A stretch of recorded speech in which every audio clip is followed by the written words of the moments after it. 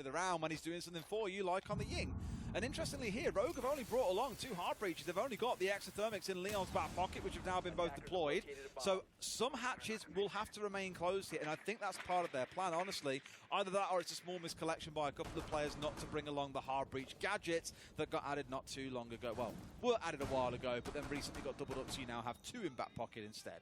Spoit just absolutely itching to get himself down the staircase here.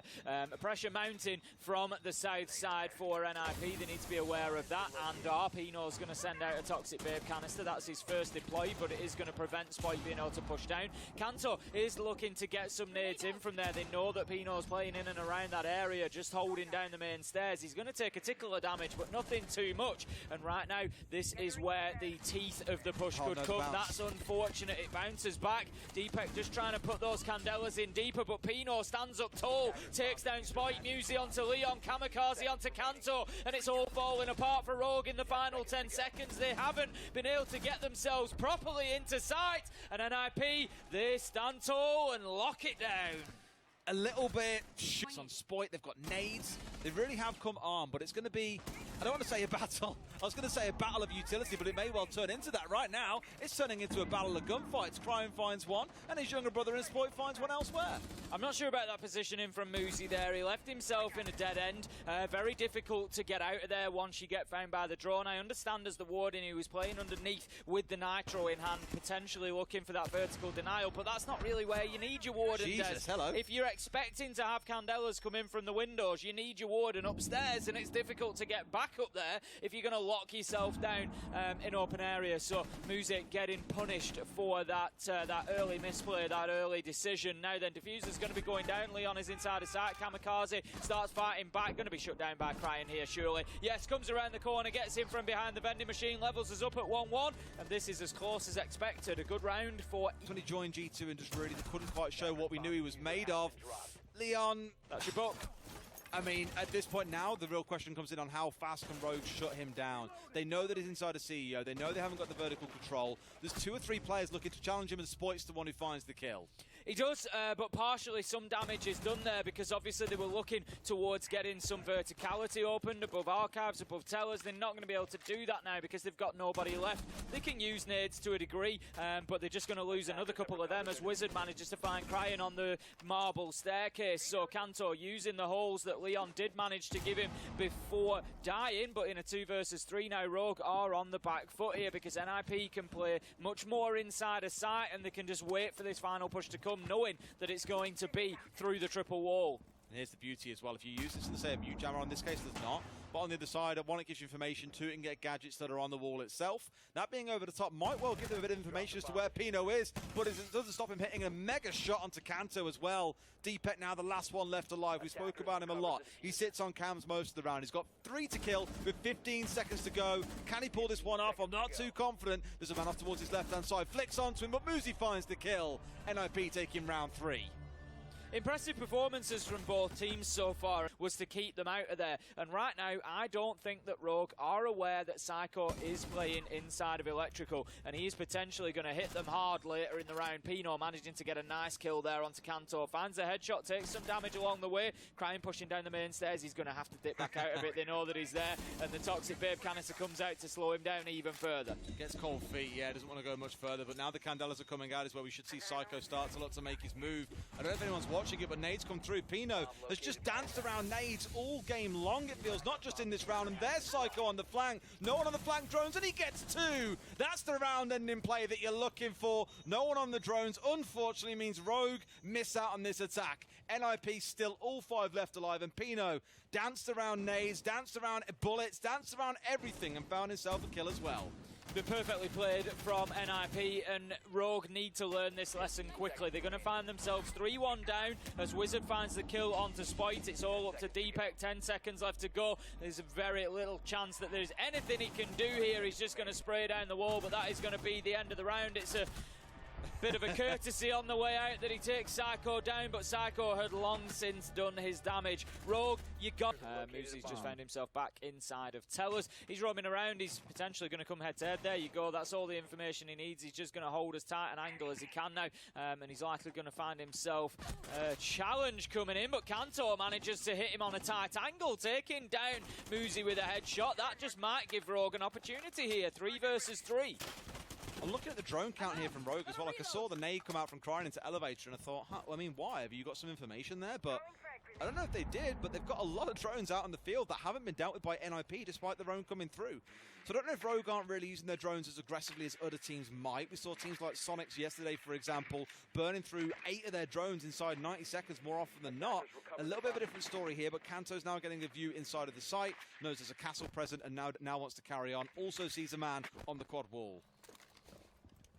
3 versus 3, 30 seconds left to go. Rogue at a position where they need to start thinking about pushing into sight. NIP are ready to withstand them. They're just holding down those angles, but that's a brilliant kill. Deepek onto Psycho, just teaming up with Kanto. Finally, Rogue managed to bring that play that we've seen so often from them. The perfect example. Either side, leaving us now in a 4 versus 3. 1 minute 15, and interestingly, NIP haven't played towards server at all just yet, which has basically taken Spite out of the game. But Wizard, he's going to be heading up there looking for this kill on the knock, and I'm not sure that Spite knows he's coming. I don't think he does, no. Like, he's expecting that push to come in from below.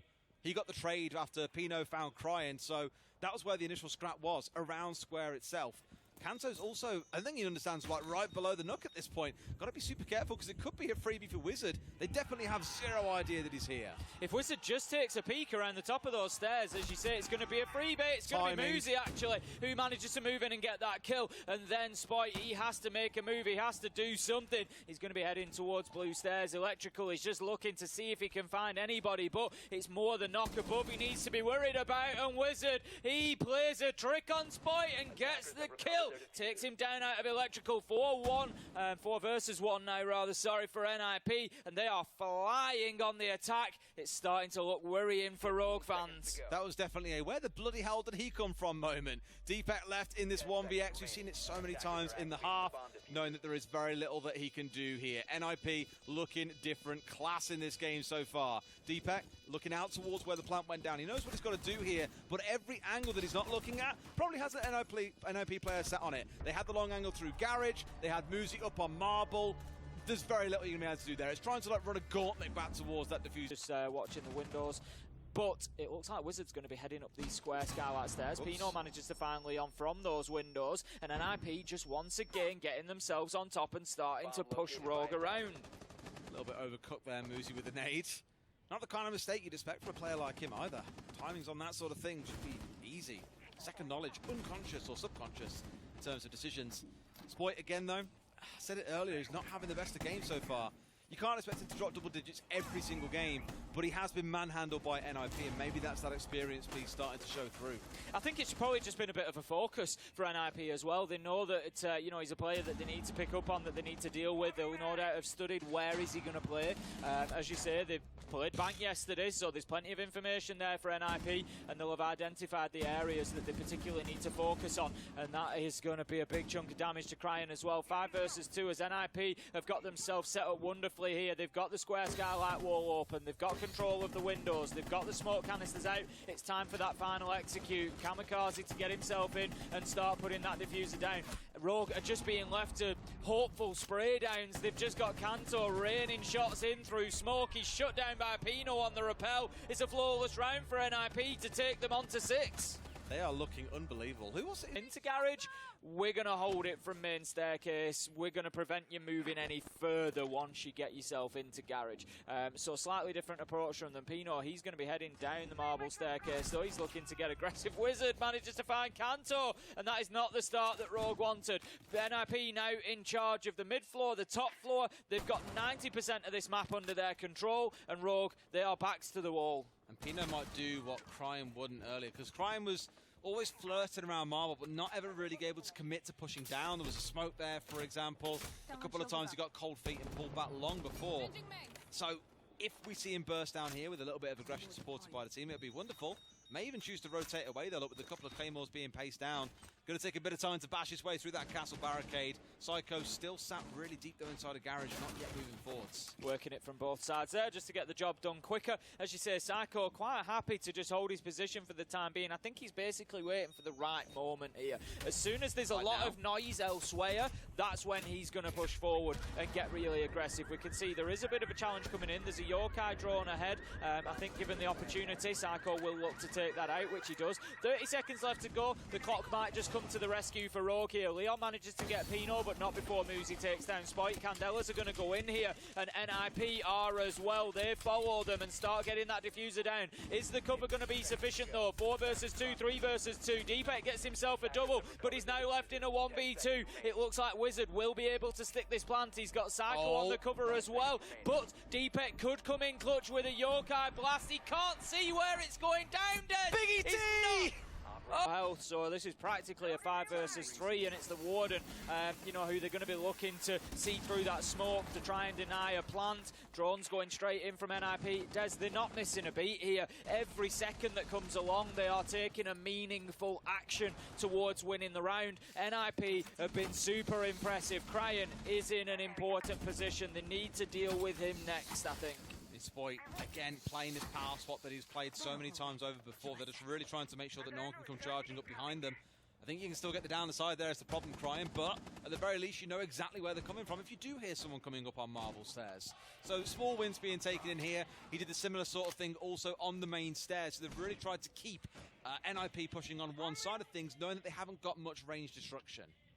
Deepak's going to drop down the hatch and look for that play from underneath, but as we've said, he's likely to run in to air jabs potentially. Spike manages to find Muzi. That could be big. 20 seconds left to go. NIP, they've actually burnt a lot of time here in the second half of the round, and they haven't been in a position to go in and get the execute, but there goes Pino Canto winning an important gunfight. Cryan and Spike along the way as well. It's all up to Wizard. What magic has he got up his sleeve, Des? Absolutely none, as Spike finds the long-range kill, and Rogue are back in this at 4. Onto the stairs directly with the gun there, but it's still not the end of the world. He's burning more time here. He's going to take down the clone. Can he find himself 1? Can he find himself 2? He's going to shut down Pino to begin with, but he's hungry for more, Des. Nade comes in. He's half health. He's going to try to keep fighting. No shut down. Cannot keep himself far enough away from the explosives, but still a big job done for Rogue there. 3 versus 2 now, 50 seconds to go. Big response by NIP to crunch down onto him when they realise their mistake. Sure, he gets 1, but they make sure he won't find anything else. Regardless though, it's still that 2 versus 3. Rogue are in a good position, but you're coming up against Wizard. Had a wonderful couple of days so far. Psycho has sat at 9 and 7 on the Yana. A nade still in hand and a wonderful gun for big moments like these. There is every chance NIP can still win. Certainly could. It looks like they're going to be pushing in through the double door into staff area. Psycho, he's going to try to get aggressive, but he's going straight into the evil eye of a maestro, and that tells Rogue everything they need to know. 3 versus 2. Psycho has adjusted, but spotted on a cam once again. Wizard, he manages to find Leon, but Canto from underneath. Beautiful headshot onto Psycho. 8 seconds left to go. Canto's just going to keep himself out of the way. The diffuser's down. There's absolutely nothing Wizard can do. Deepak with the final kill. The Elder sings out, and Rogue are back within 1. It's 5-6. Go anywhere because NIP, they've got their last opportunity to close this out in regulation time. Pino's going to get himself straight in to blue stairs through server, so NIP know that they are able to play on there, but they know that there is a big roam from Rogue here. Cryan's going to be holding on to that position. I think he knows there the bullets will be the telltale. He knows now that there's somebody on blue stairs. Psycho continuing to just creep his way forward, just shield by shield by shield, moving them and placing them in front of each other, creeping his way into garage. He's really sat far back as well, and he was some in the last round as well, purely because you don't want to get yourself impacted out constantly. Now, Leon knows he's got to drop this out. I think he's a little bit keen on that one, actually, because it hadn't been deployed. So 1 impact down, no shields destroyed.